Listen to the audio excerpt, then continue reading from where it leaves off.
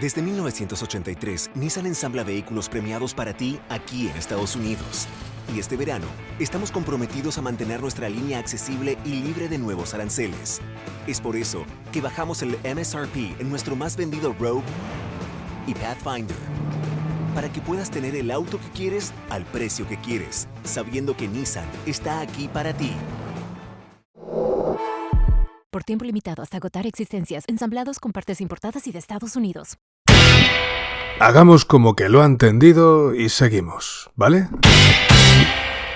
No se preocupe, ya después le hago unos sencillos croquis para que pueda entenderlo. Que sí, se los podrá llevar a casa, colorearlos si quiere, y así ir asimilándolo, a su ritmo.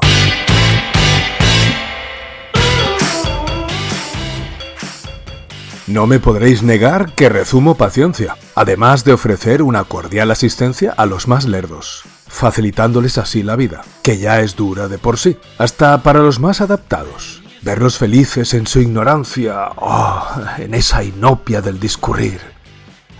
¿Quién pudiese?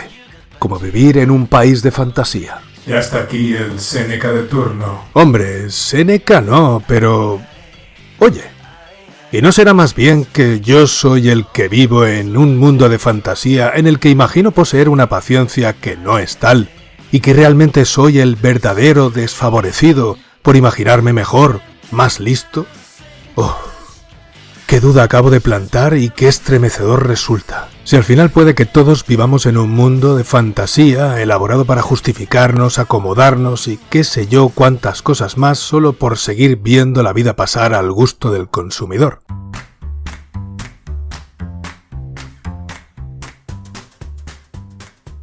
¿Conoces a Haruki Murakami?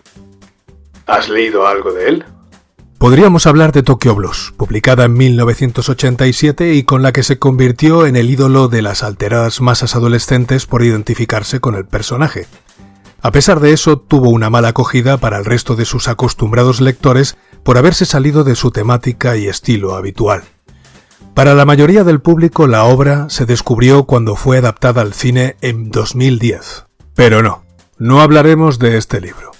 Y sí, lleva ya algún tiempo escribiendo el hombre este, desde el 79. O también podríamos hablar de Kafka en la orilla, publicada en 2002 en Japón y por la que ganó el Premio Mundial de Fantasía en 2006. Pero tampoco hablaremos de él. A lo mejor hablaremos de... ¿Premio Mundial de Fantasía?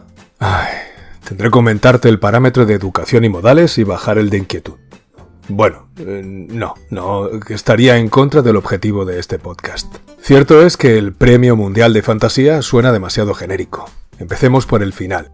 Este premio se viene entregando desde 1975 y el ganador recibe un busto de H.P. Lovecraft, nada menos. El premio se entrega en la Convención Mundial de Fantasía, en la que se priorizan obras de arte y literatura en inglés, como idioma original o traducidas.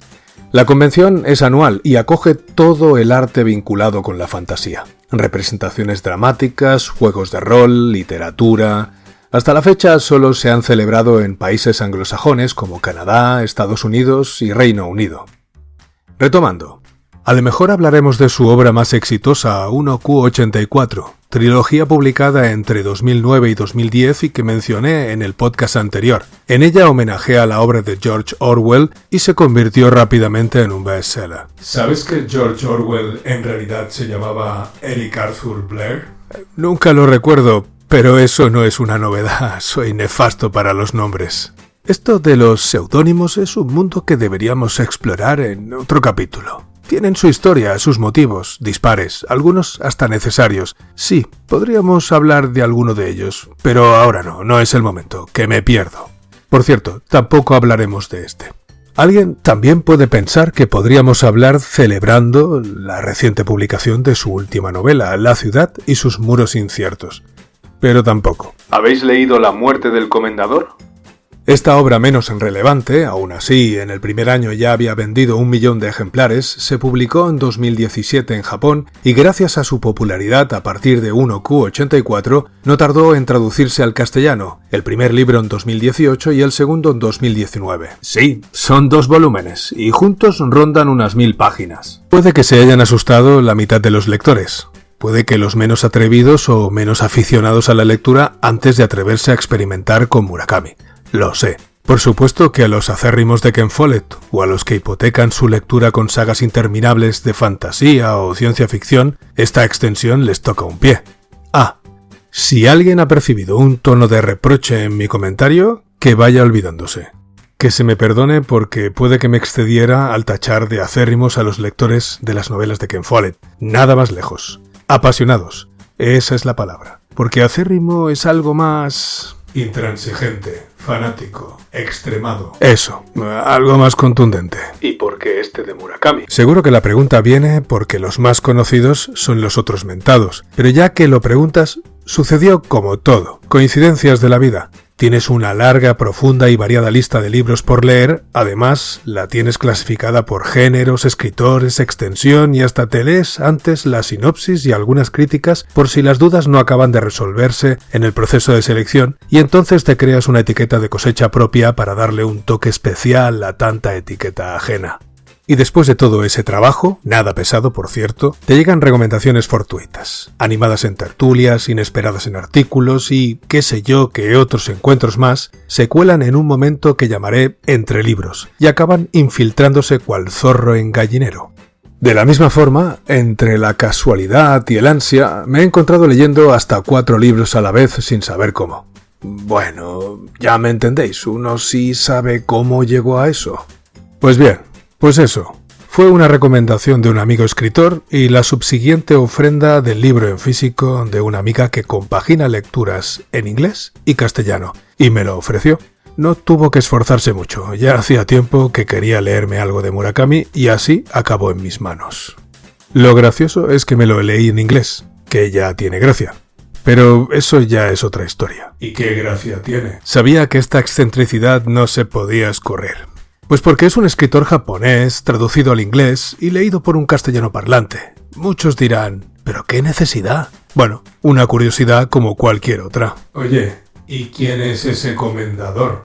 Esa respuesta debo acotarla para no desvelar mucho de la novela. A ver, el comendador es un personaje de una de las obras maestras de la ópera escrita por Mozart, Don Giovanni, y basada en un libreto de Lorenzo da Ponte. El clásico seductor más conocido entre los castellanoparlantes como Don Juan. La historia que cuenta la ópera se desarrolla en Sevilla y gira en torno a las consecuencias de los actos inmorales de Don Giovanni, acompañados por su desprecio a las normas sociales. La ópera comienza con Don Giovanni seduciendo a Donna Ana, la hija del comendador. Durante el intento de seducción, el comendador aparece para defender el honor de su hija y desafía a Don Giovanni a un duelo. En él, el comendador acaba muerto y Don Juan decide huir del lugar. Pero ese no es el final, solo es el primer acto de 5. Pero para la novela os hacéis ya una idea. ¿Quién es Haruki Murakami? Nacido en Kioto el 49, o sea que cuenta con 75 años para los que no son ágiles en el cálculo mental como un servidor. Y ha publicado 25 obras entre novelas, ensayos y antologías de relatos. El abuelo sacerdote budista y sus padres profesores de literatura japonesa, por lo que puede parecer chocante lo muy influenciado que estuvo por la cultura y música occidentales, y es por lo que se le distingue del resto de escritores japoneses. Estudió literatura y teatro griego en una prestigiosa universidad en Waseda. Durante esa etapa estuvo trabajando en una tienda de discos y frecuentaba los bares de jazz en Shinjuku. Antes de terminar los estudios abrió un bar, también de jazz, llamado Gato Pedro, pero en inglés, y con su mujer a la que conoció en la universidad. Esto fue del 74 al 81. Hacia el final de ese periodo, en el 79, tomó la decisión de hacerse escritor, según cuenta mientras asistía a un partido de béisbol. Me da que muy atento al partido no debía de estar. ¿Qué debería de estar rumiando durante el encuentro? ¿O qué interpretaciones debería estar haciendo del partido? Hay quienes miran el bosque y solo ven leña, y puede que otros vean un país de color y fantasía. En un país multicolor nació una abeja bajo el sol. En fin, en una de tantas entrevistas que le han hecho, se le preguntó por la decisión consensuada con su mujer de no tener hijos, a lo que contestó: No tengo la confianza que tuvo la generación de mis padres después de la guerra de que el mundo seguiría mejorando. Y viendo cómo están los índices de natalidad, especialmente en países orientales, este razonamiento lo deben de haber tenido más de una pareja, sin contar con el encarecimiento de la vida, la falta de conciliación familiar, la escalada de conflictos, la desconfianza en las instituciones y no sigo que me animo o lo contrario.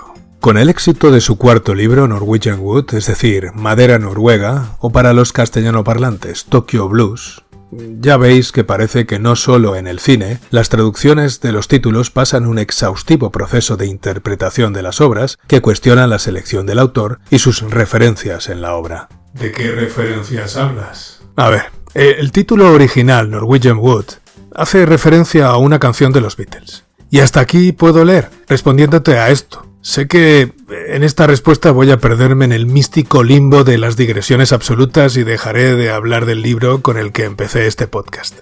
No sé de qué me hablas. Sí, hombre, ese otro libro de Murakami, el del pintor. Bueno, en realidad habla de dos pintores, pero joder, ¿cómo se llamaba? Sigo sin saber de qué me hablas. ¿Habráse visto? Ese, en el que al retratista le deja a su mujer y después de una odisea, navegando en una tartana por los lares nipones, acaba instalado en una casa en las montañas. La muerte del comendador. Hombre, es que no me ayudas. En fin, ¿por dónde iba? Sí, el éxito de Madera Noruega. Pues a raíz del éxito de este libro, en el 88 se traslada a vivir a Europa y Estados Unidos. Hasta el 95, que vuelve a Japón el año del catastrófico terremoto de Kobe y el ataque terrorista que la secta Verdad Suprema perpetró en el metro de Tokio con gas sarín. ¿Pero de qué va el libro? Ah, ahora sí que te acuerdas del libro, ¿eh? Mira el impaciente. Para contextualizar la sinopsis, ¿te parece que hago una breve mención a su estilo? ¿Qué es eso de estilo? No sé ni por qué pregunto. Sus personajes son terrenales, con sufrimientos, esperanzas y sueños contemporáneos, con los que empatizan un amplio espectro de edades y culturas, pero siempre lo acompaña con una experiencia onírica surrealista. Ambos recursos se explican a la perfección con el realismo mágico, género que algunos lo encapsulan como parte de la literatura fantástica, aunque no todos estamos de acuerdo. De ahí mis etiquetas de elaboración propia. Las mayores referencias a ese estilo se encuentran en Hispanoamérica, con Borges, Cortázar, García Márquez, Allende, jugando con esa irrupción de lo irreal en lo cotidiano en sus obras. Este movimiento nació en la pintura en el año 1925, introducido por el crítico alemán Franz Roth. En la literatura en el 48 por el escritor venezolano Arturo Uslar Pietri. Por otro lado, en ciertos momentos de esta obra, Murakami, no sé si transmitiendo a la soledad del personaje, la cultura parsimoniosa de Japón o qué sé yo, se aplica en escribir detalles cotidianos inocuos para el relato, pero que no estorban, al menos a mí. Como me dijeron una vez, te embelesa lo irrelevante. Y así ha sido, pinceladas de naturalismo. ¿De ecologismo? No, naturalismo. Movimiento artístico emparentado con el realismo, basado en reproducir la realidad con una objetividad documental en todos sus aspectos, tanto en los más sublimes como en los más vulgares, desagradables o sórdidos. Su máximo representante teorizador e impulsor fue el escritor Émile Zola. El naturalismo surge como contraparte al romanticismo, al igual que el realismo, y se extendió sobre todo entre 1870 y 1890. Es cierto que de la muerte del comendador han surgido opiniones en contra de tantas descripciones inocuas para la historia como... Eligió una sonata para piano y violín de Mozart. Los altavoces de la marca Tano y Autograph no tenían nada de extraordinario. Ofrecían un sonido estable, profundo, muy adecuado para la música clásica, especialmente para la de cámara. Eran antiguos y eso significaba que funcionaban bien acoplados al amplificador y al tubo de vacío. Al piano estaba George Well y al violín Rafael Drouin. Menshiki se sentó en el sofá y se entregó a la música con los ojos cerrados. Yo escuchaba desde un lugar un poco apartado mientras preparaba una salsa de tomate. Había comprado muchos tomates y quería aprovecharlos antes de que se me estropearan. Herví agua en una olla grande y los escaldé para quitarles la piel. Quité las semillas, los trituré y los cociné a fuego lento en una sartén de hierro con aceite de oliva y ajo. De vez en cuando retiraba la espuma. Durante mi vida de casado solía preparar esta salsa.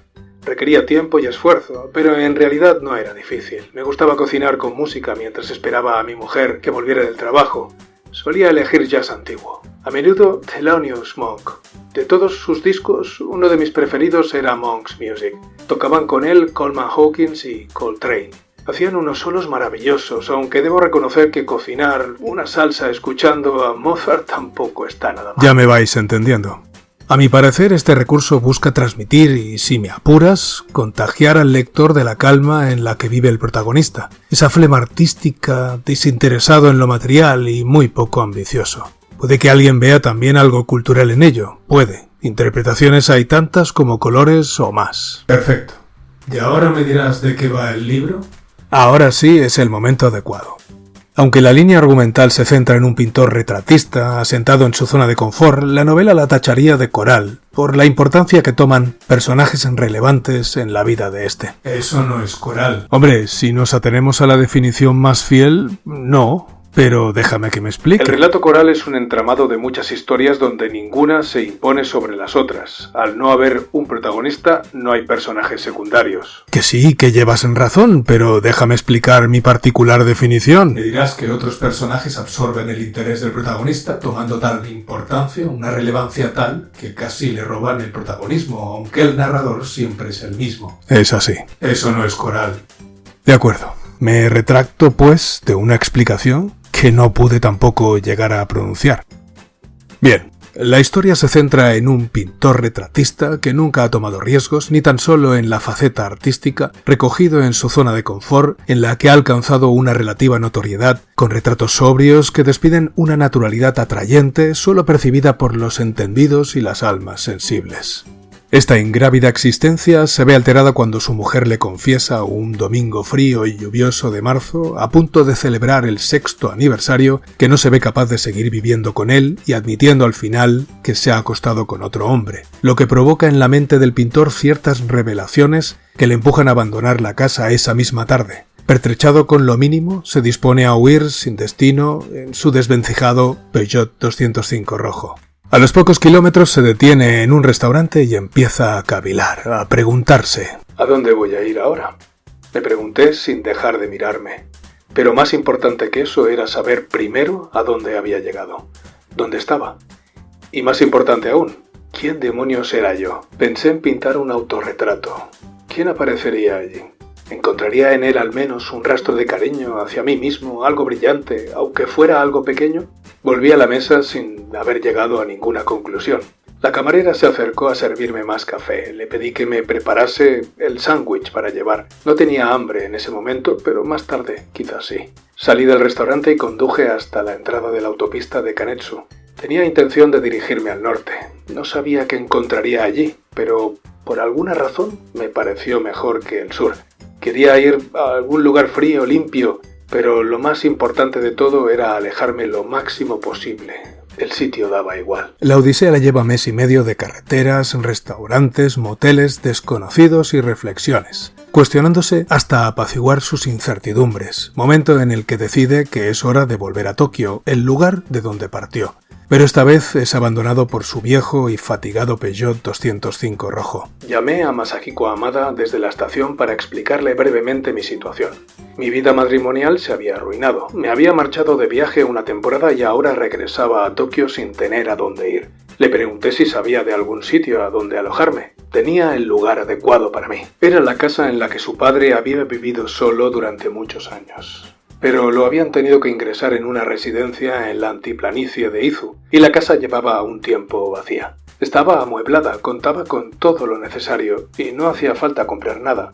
Quizás el lugar se encontraba un poco apartado y era algo incómodo, pero el teléfono aún funcionaba. Acepté de inmediato, por supuesto. No se me ocurría una opción mejor. Fue así como empecé una nueva vida en un lugar también nuevo. Ahí es cuando se instala en la casa del prestigioso Tomohiko Hamada. Poco después empieza a experimentar la presencia ocasional de un extraño ente que finalmente identifica como un búho que pernocta de la luz diurna en la guardilla. Pernoctar es por la noche. ¿De veras? ¿Vas a interrumpirme por esta licencia? A ver, no hay palabra que pueda definir las costumbres y hábitos de estas pobres criaturas nocturnas. Y no me digas trasnochador, el uso y abuso de esa palabra, como sonochar o velar, la sumergen en un ungüento pernicioso que tinta el acto de dormir por el día en algo eventual o propio de personajes parranderos, dejando huérfana de una breve definición a la rutina de los pobres búhos, tejones, mapaches, sin mencionar a murciélagos, zorros, guardianes de seguridad, celadores y taxistas, entre muchos otros. Y sigo. Así que, este fascinante encuentro, el de nuestro personaje protagonista con la hermosa criatura, desvela la existencia de un objeto en el desván, un cuadro envuelto en papel de estraza sujeto por una cuerda.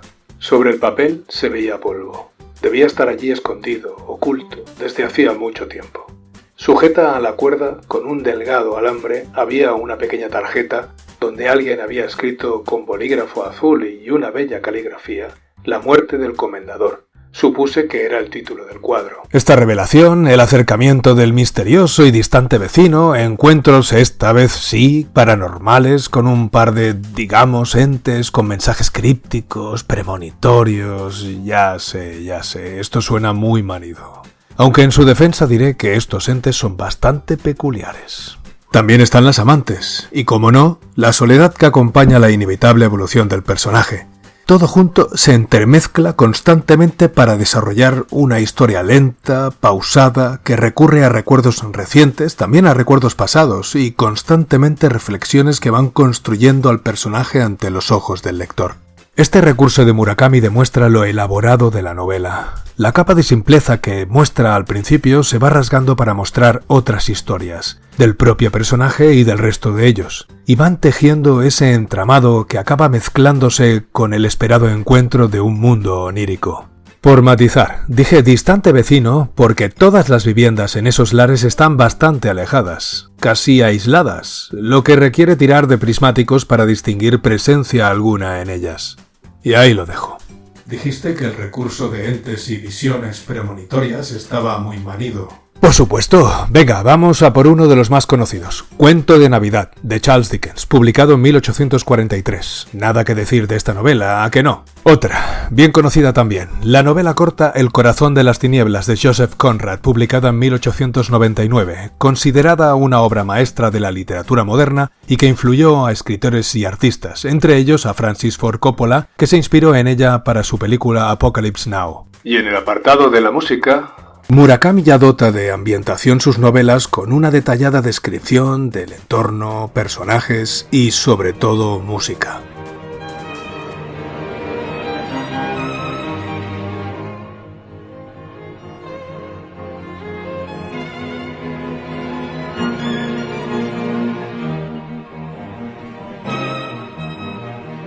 En esta obra, desde música clásica con Beethoven, Mozart, Bach y varias menciones a Debussy, o Mendelssohn, que es la que está sonando ahora.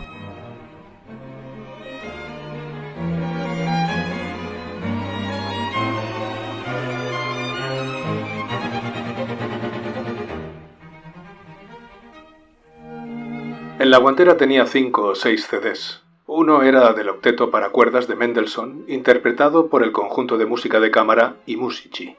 A mi mujer le gustaba pasear en coche mientras lo escuchábamos. Aunque el protagonista muestra gustos más contemporáneos. Saqué el CD de Sheryl Crow y lo cambié por el de Pyramids, del Modern Jazz Quartet.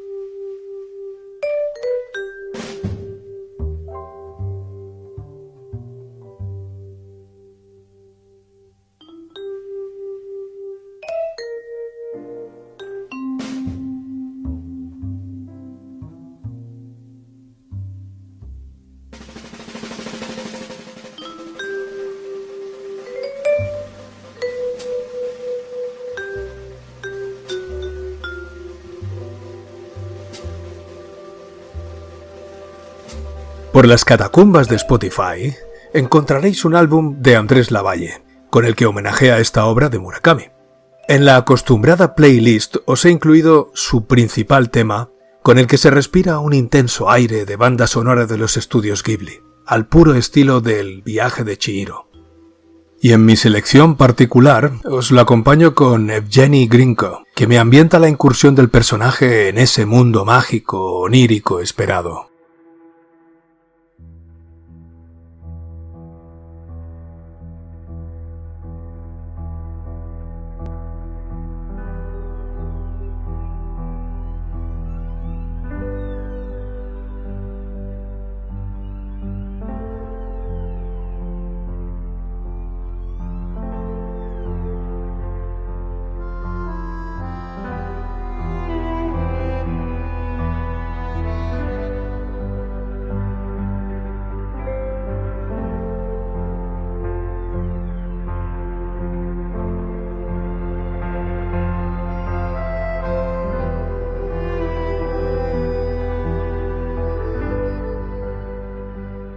O esta de Ichiro Shimoda, con la que veo al protagonista gozando de la intimidad con la más dispuesta de sus amantes.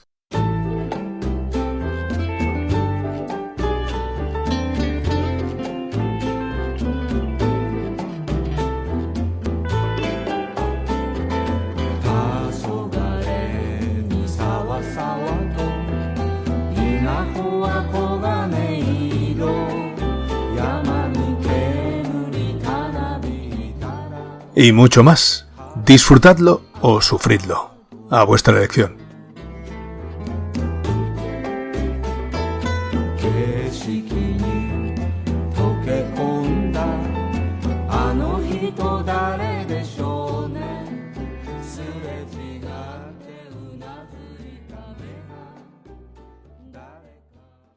You just realized your business needed to hire someone yesterday. How can you find amazing candidates fast? Easy. Just use Indeed. Stop struggling to get your job post seen on other job sites. With Indeed sponsored jobs, your post jumps to the top of the page for your relevant candidates, so you can reach the people you want faster. According to Indeed data, sponsored jobs posted directly on Indeed have 45% more applications than non-sponsored jobs. Don't wait any longer. Speed up your hiring right now with Indeed. And listeners of this show will get a $75 sponsored job credit to get your jobs more visibility at Indeed.com/ARTS. Just go to Indeed.com/ARTS right now and support our show by saying you heard about Indeed on this podcast. Terms and conditions apply. Hiring? Indeed is all you need.